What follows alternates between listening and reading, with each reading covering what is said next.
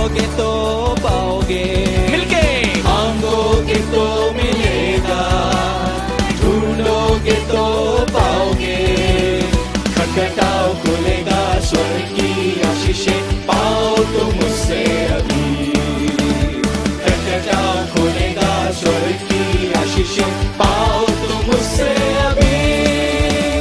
प्रार्थना करें, आराधना करें, वो अच्छा है कितना भला है।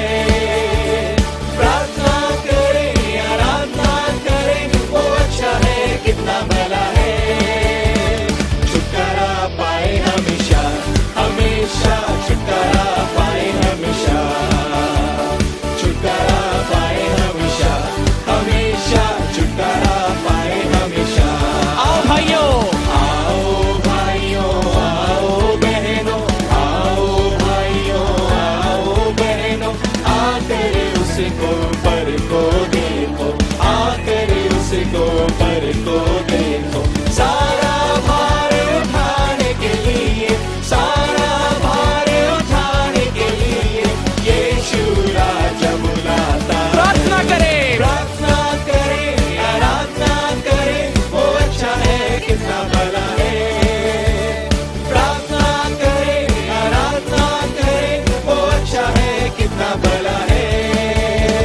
छुटकारा पाए हमेशा, हमेशा छुटकारा पाए हमेशा, छुटकारा पाए हमेशा, हमेशा छुटकारा पाए हमेशा।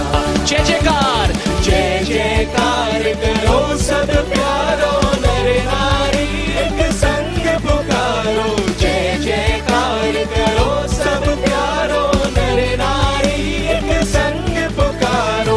नारे मारो जय ललकारो, नारे मारो जय ललकारो। जय जयकार सृजनहार, पालनहार, तारनहार। प्रार्थना करें, आराधना करें, वो अच्छा है कितना भला है। प्रार्थना करें, आराधना करें, वो अच्छा है कितना भला है।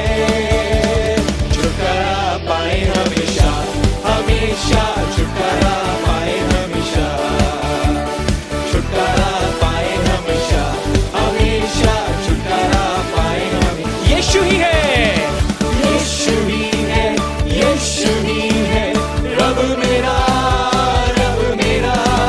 यीशु ही है, यीशु ही है, रब मेरा, रब मेरा। वो यीशु ही है, वो यीशु ही है, वो यीशु ही है, रब मेरा। वो यीशु ही है, वो यीशु ही है, वो यीशु ही है, रब मेरा। प्रार्थना करो, प्रार्थना करो निरंतर, आराधना करो विश्वास से। प्रार्थना करो निरंतर, आराधना करो विश्वास से। रवि जन की प्रार्थना, विश्वास की प्रार्थना तोड़ती है सारे बंधन को। रवि जन की प्रार्थना, विश्वास की प्रार्थना तोड़ती है सारे बंधन। वो यीशु ही है, वो यीशु ही है, वो यीशु ही है, वो यीशु ही है, रब मेरा। वो यीशु ही है, वो यीशु ही है, वो यीशु ही है, रब मेरा।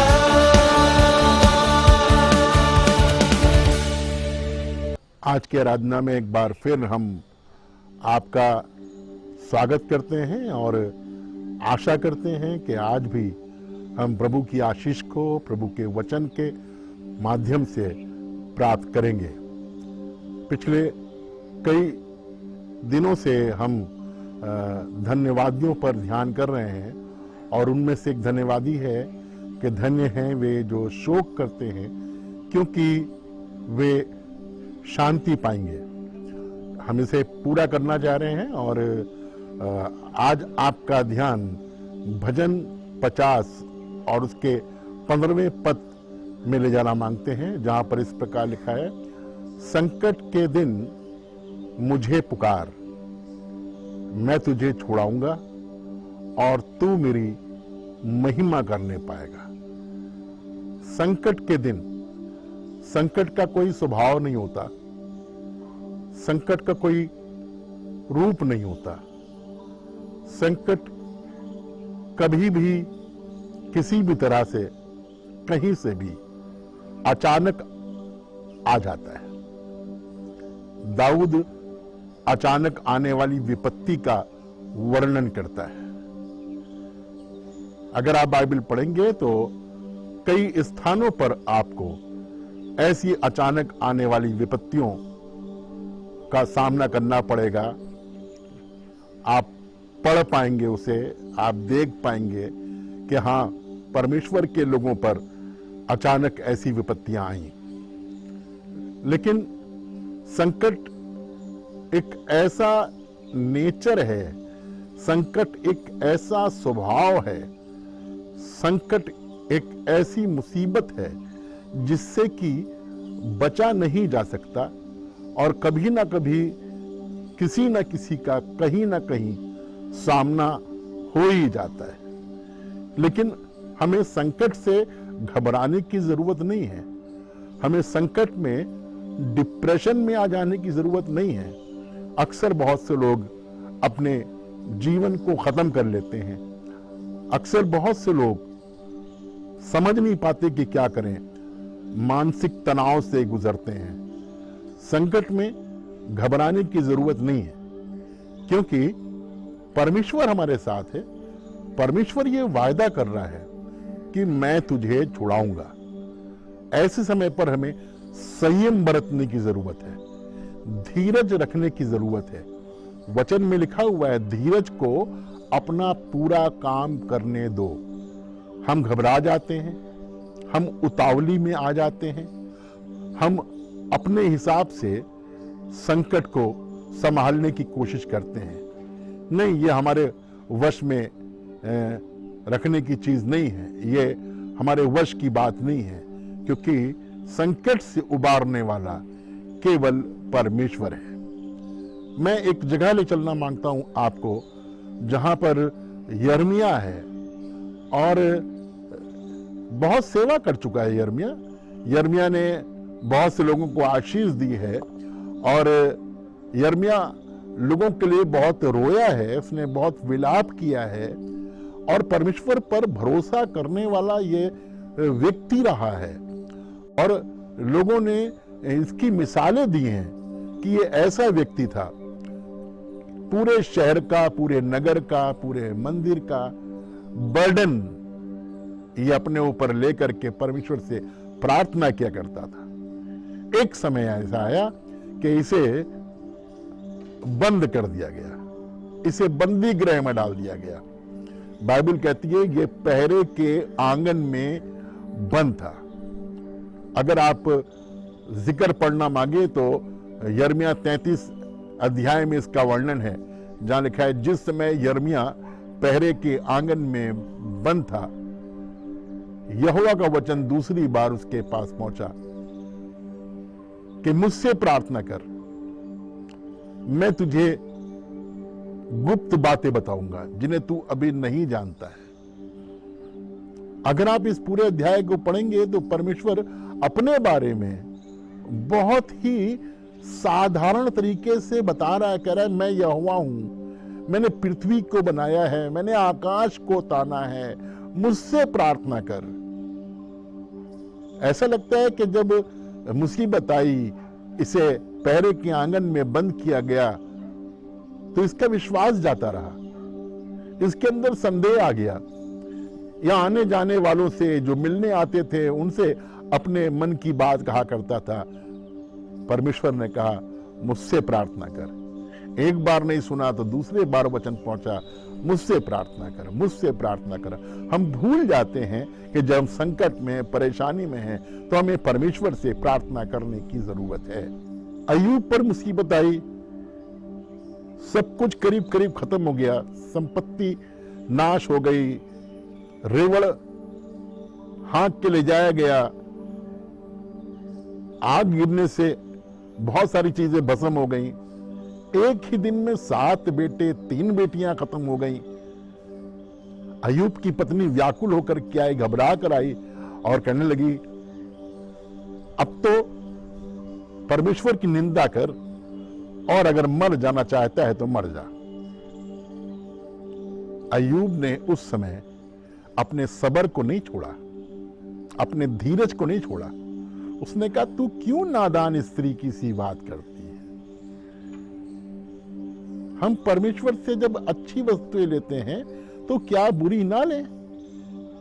लिखा है उसने इन सब बातों में परमेश्वर के विरुद्ध कुछ भी बुरा नहीं कहा।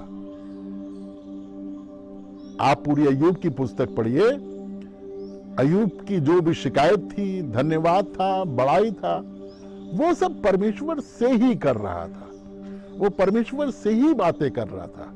और परमेश्वर ने एक लंबे समय के बाद उसकी सुनी। आप कहेंगे कैसे लंबे समय? उसके बाद उसके 7 बेटे और 3 बेटियां फिर पैदा हुई। 7 बेटे और 3 बेटियों का पैदा होना एक पल का काम नहीं है। अगर आप एक साल भी लगाएं तो करीब करीब 10 साल लग गए। लेकिन परमेश्वर ने अय्यूब को नहीं छोड़ा और अय्यूब ने परमेश्वर को नहीं छोड़ा। संकट में उसने परमेश्वर को पुकारा और परमेश्वर ने उसे छुड़ाया। नए नियम में आए तो एक ऐसा व्यक्ति जिसने भविष्यवाणी की, जिसने यीशु मसीह के बारे में बहुत उम्दा बातें बोली, जब लोग उससे आगे पूछते क्या तू मसीह है, कहता था नहीं, मैं मसीह नहीं हूं, मैं तो उसकी जूती उठाने के योग्य भी नहीं हूं, मैं उसके जूती के बंधन को खोलने के योग्य भी नहीं हूं। उसने यीशु को अपनी तरफ आते हुए देखकर कहा, देखो ये परमेश्वर का मेमना है जो जगत के पाप उठा ले जाता है।